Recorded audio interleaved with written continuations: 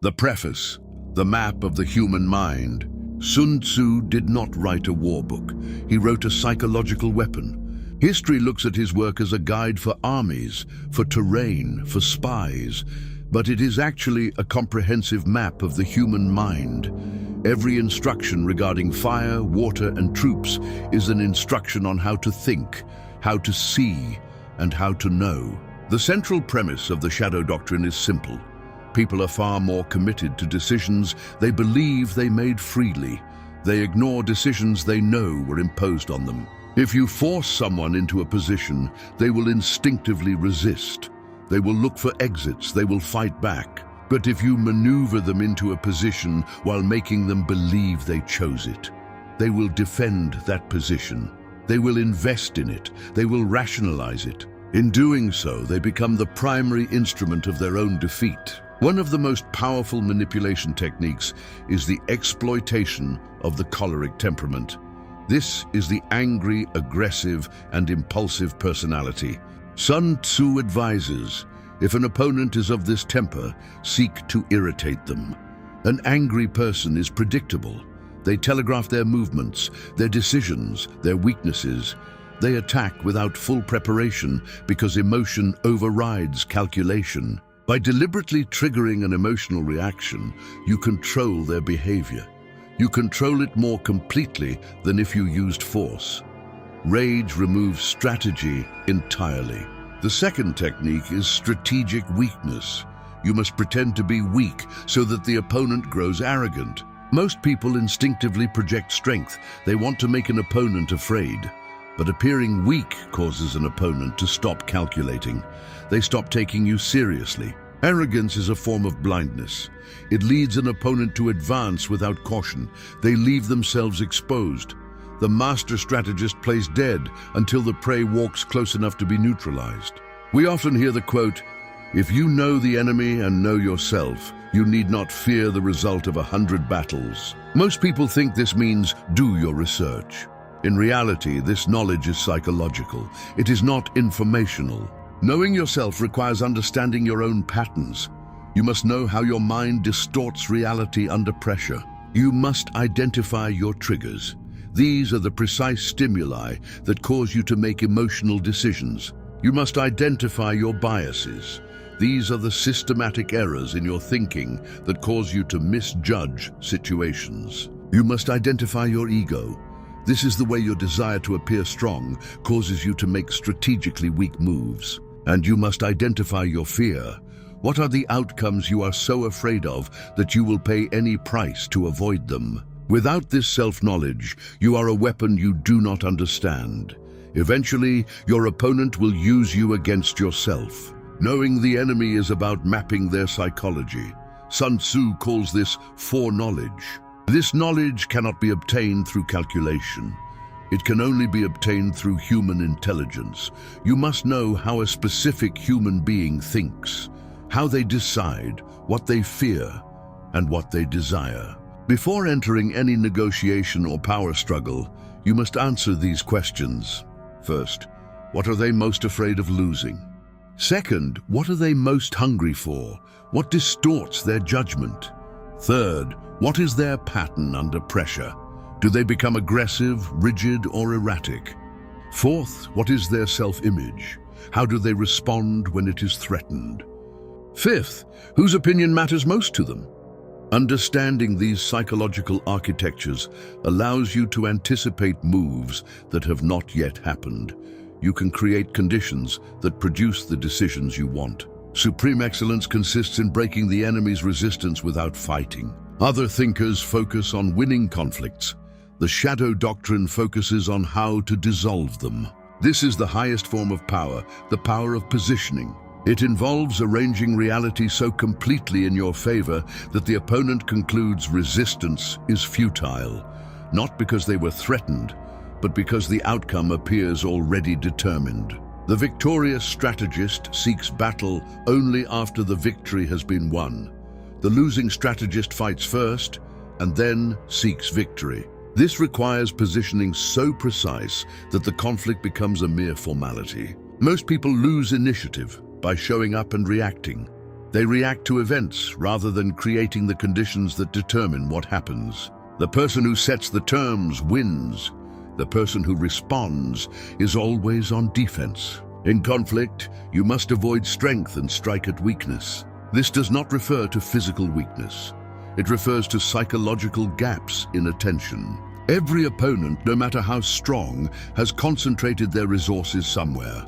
This means they have left another area unguarded. The master strategist finds the genuinely undefended place. It might be the argument the opponent has not prepared for. It might be the angle they have not considered, or the variable they have not factored in. Finding this requires understanding the opponent's thinking. You must see what they are not thinking about. The concept of she refers to potential energy. This is energy accumulated through correct positioning. Like a drawn bowstring, this energy is not created by aggression. It is created by the system and its timing. High results come from being in the right place at the right time. When conditions are already prepared, the effort is minimal. The result is maximal. To be irresistible, you must be unpredictable. You achieve this through strategic opacity. Most people are deeply readable. They follow obvious patterns. The master strategist breaks these patterns at critical moments. By denying the opponent the data they need to build a model of your behavior, you become ungovernable. Effective action is like the releasing of a trigger. You spend energy drawing back, you hold the tension, you wait for the right moment, then you release once, precisely, completely. One decisive, perfectly timed action achieves more than 1,000 underprepared efforts. The principle of initiative is clear. Whoever is first in the field is fresh. Whoever hastens to battle arrives exhausted. To impose your will, you must hold out advantages that cause the enemy to approach you, or you must make the cost of opposition so visible that they dare not draw near. The highest form of power is acting without being seen to act. This is the divine art of subtlety. This is influence without fingerprints. You shape outcomes while appearing to have nothing to do with them. You cannot resist what you cannot see. By the time the opponent realizes what is happening, the objective is already achieved. Maneuvering with a disciplined framework is an advantage. Moving with chaos is a danger. Most people react to the most urgent stimulus. They consume their own energy. Disciplined maneuvering ensures every move serves a fixed objective. Even if the tactics change, the goal remains. Strategic flexibility is modeled by water. Water has no constant shape. It flows according to the ground. Water does not fight terrain. It finds the path of least resistance. Similarly, the strategist should be formless until the moment of release. Clinging to a plan when reality contradicts it is a fatal error. Cognitive flexibility is the hallmark of the great strategist. This is the ability to admit an approach is not working and change it without ego. You must observe the environment, determine what is actually happening versus what appears to be happening. Order can be a deception. Apparent strength can conceal weakness. The key is to read behavioral signals. Do not listen to stated positions. Watch how people move under pressure.